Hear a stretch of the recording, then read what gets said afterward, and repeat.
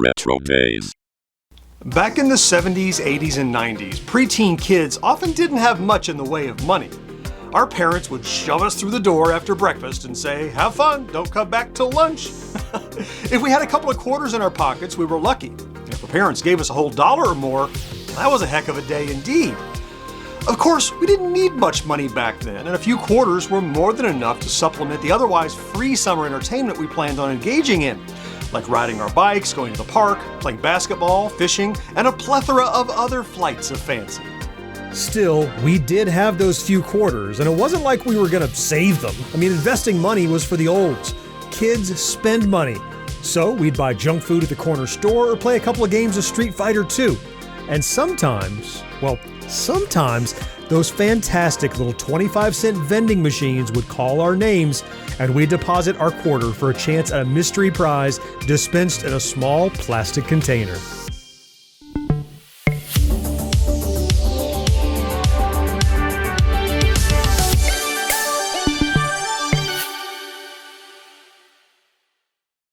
Vending machines come in all shapes and sizes, and they offer a seemingly unlimited variety of goods.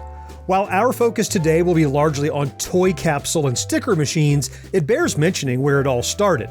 And wouldn't you know it, like so many other topics we've covered, the origins date back much farther than you might realize.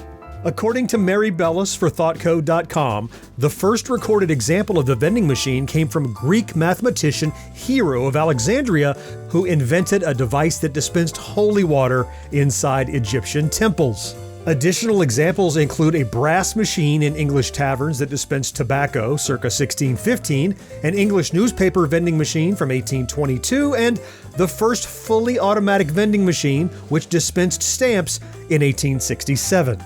Through the late 1800s, both England and the United States saw an influx of vending machines which dispensed such products as envelopes, postcards, notepaper, and tutti frutti gum. In Paris in the 1880s, vending machines even started to offer beer, wine, and liquor. Another early form of vending machines were restaurants called automats. These fantastic little food restaurants like Horn and Hard Hat, which opened its first store in 1902 in Philadelphia, Pennsylvania, and would later move to New York in 1912, offered a variety of options behind little doors. Consumers would access their chosen food by paying with a coin, early on a mere nickel, which unlocked the door. Of course, for kids of a certain age, the only kinds of vending machines we truly cared about were the ones that dispensed toys, stickers, or candy. As reported by Jacob Maslow for Streetwise Journal, the first toy vending machines appeared in the 1930s and typically dispensed small, inexpensive toys such as bouncy balls or small figurines. These machines were generally mechanical, requiring the user to insert a coin and turn a knob to release the toy. Starting in the 1970s and into the 1980s, these vending machines started using little plastic capsules to house the toys that were dispensed. Different names for these types of machines came about, but the most common were toy capsule machines, egg machines, 25-cent machines, and in Japan, gashapon. These often small mechanical vending machines seemed to be everywhere in the 70s, 80s, and 90s. They were also probably the first kind of targeted impulse buying we had ever experienced. Whenever you were leaving a supermarket, corner store, video store, big box store, mall, or arcade, there seemed to always be a bank of these small machines beckoning you to approach with your pocket full of quarters. And that was part of the problem. We always seemed to have at least a single quarter in our pockets as kids, and these machines offered us a perfect way to spend it. Part of the appeal for me was the mystery element. Even though the machines often had a little display card on the front showing you what kind of toys were offered inside, you never knew what you'd get, and usually didn't get what you wanted. The cards sometimes would suggest that other quality items or other items of equal value were inside, and that was never a good sign. But we didn't mind all that much because unlike claw machines, you would at least get something for your quarter. Often, the display cards would boast a collection of plastic junk with perhaps a single chase item. They'd flaunt a digital watch, but you'd inevitably get the plastic ring. Other times, they'd offer a variety of similar toys with slight variations in style. There were plastic necklaces and rings, tiny figurines, bouncy balls, paratroopers, aliens, keychains, magic tricks, fortune teller miracle fish, sheriff badges, dice, and so much more. Into the late 80s and early 90s, finding machines that specialized in slime became increasingly common as well. Around October, if you were lucky, you might even find some machines that would transform their selections into Halloween-specific toys with monster finger puppets, skulls, skeletons, plastic fangs, and witch fingers. Our parents would attempt to reason with us. They'd explain all the toys were basically the same plastic junk you always got, and it'd end up lost or in the trash within a week. But we didn't care, not when there was a tiny cap gun up for grabs. Nearby, you might also spot the 10-cent machines, which usually housed tiny capsules that were so small only a plastic ring or pendant could fit inside. These were best avoided unless you had an errant dime in your pocket and had no other use for it. Similar to the regular toy capsule machines with a little extra added pizzazz were the lucky egg machines. You'd usually find these larger fixtures at supermarkets, arcades, and sometimes at a random pizza parlor. The gimmick with these was when you used the plunger to deposit your coin, the chicken would spin around making a clucking noise before, plunk, laying a plastic egg with a toy inside. There were a few variations of the classic lucky egg, the most popular being the Flintstones variety, which featured a ton of great Hanna-Barbera artwork and a spinning Fred Flintstone inside the machine who would say, "Yabba dabba doo, and good luck to you," or "Dino thanks you." Perhaps a little confusing about the whole premise is that the machine clearly states the eggs are from Dino, of course. Further down, it even specifies, "Insert a coin and I will lay an egg with a present inside for you." They probably did this so kids wouldn't think that Fred was laying eggs, but having a spinning Dino inside instead of Fred would have made a lot more sense. Another favorite vending machine, and one I could never pass up, was the sticker machine. Most often these dispensed Prism stickers, sometimes called sparkle stickers, but you'd also run across ones with regular stickers, decals, and even temporary tattoos. Stickers carried a premium, and you'd usually have to fork over at least 50 cents and sometimes more to get one. But boy was it worth it, if not only for the satisfying feeling of pushing the coin plunger in and watching the little white cardboard folder eject. You'd pull the prize from the machine and open the cardboard to reveal the sticker you received.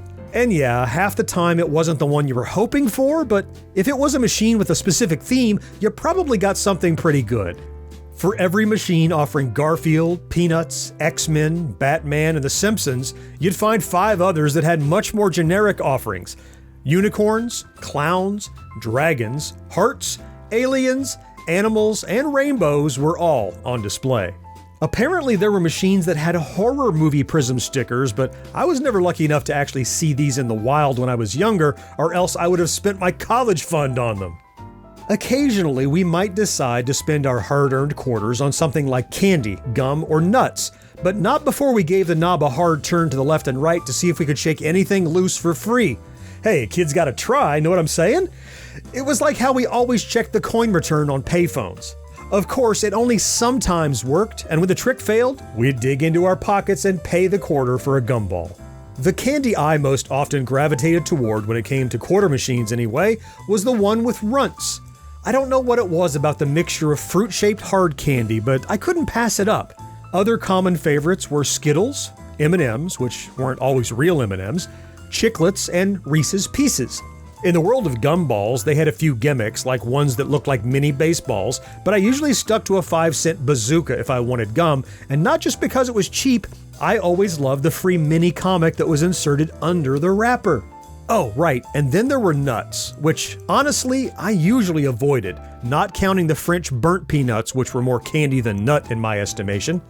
There was just something off-putting about a glass container of powdery-looking loose nuts that sent me running in the other direction. Yikes. While this venture's a little outside our focus today, we can't talk about vending machines without mentioning, well, vending machines. Yes, I'm talking about your run-of-the-mill soda and snack machines. There's not a lot to say here except I miss the low prices of yesteryear, when you could plunk in a quarter or maybe 50 cents and get your choice of name brand beverages like Coke, Pepsi, A&W root beer, Slice, Sprite, and all the rest. For the same low price, you could snag a bag of chips or candy bar from the machine next to the sodas, and for less than $1, you were set. It was a great time to be alive.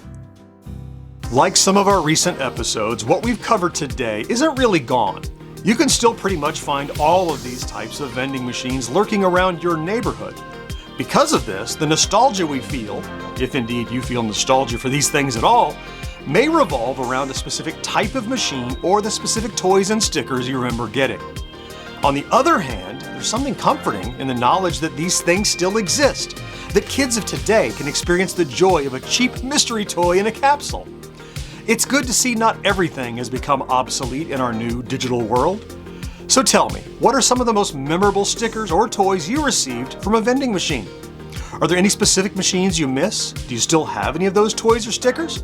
Do you still use the new ones around today? I'd love to hear about it down in the comments. And if you enjoy our content, please consider liking this video, subscribing to the channel, and maybe even activating that ubiquitous notification bell. It really does make a huge difference. Let's meet again next week to celebrate yesteryear, right here on RetroDaze. Clicky clicky.